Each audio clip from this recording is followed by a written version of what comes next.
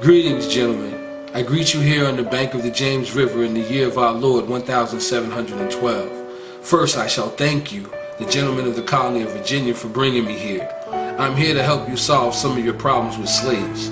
Your invitation reached me on my modest plantation in the West Indies, where I have experimented with some of the newest and still the oldest methods for control of slaves.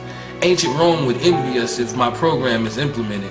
As our boat sails south on the James River, named for our illustrious king, whose version of the Bible we cherish, I saw enough to know that your problem is not unique. While Rome used cords of wood as crosses for standing human bodies along its highways in great numbers, you are here using the tree and the rope on occasions. I caught the whiff of a dead slave hanging from a tree a couple miles back. And you're not only losing valuable stock by hangings, you are having uprisings, slaves are running away, your crops are sometimes left in the fields too long for maximum profit, you suffer occasional fires, your animals are killed. Gentlemen, you know what your problems are. I do not have to elaborate. I'm not here to enumerate your problems. I'm here to introduce you to a method of solving them. In my bag here, I have foolproof method for controlling your black slaves. I guarantee every one of you that if installed correctly, it will control the slaves for at least 400 years.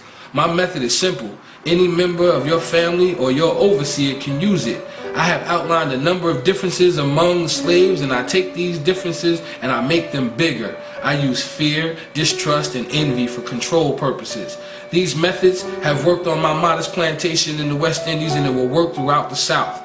Take this simple little list of differences and think about them. On the top of my list is age, but it's there only because it starts with an A. The second is color or shade.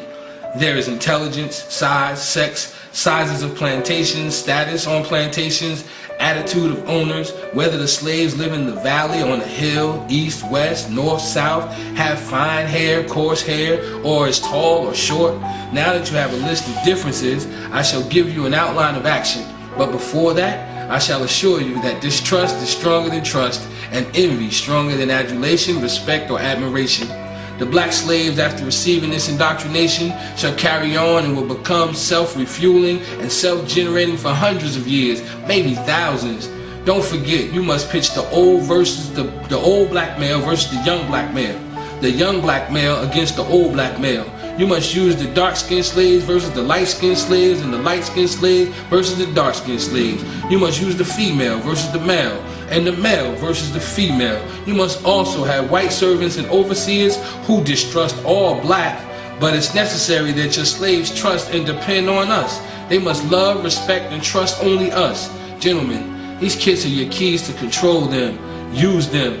Have your wives and children use them. Never miss an opportunity. If used intensely for 1 year, the slaves themselves will remain perpetually distrustful. Thank you, gentlemen.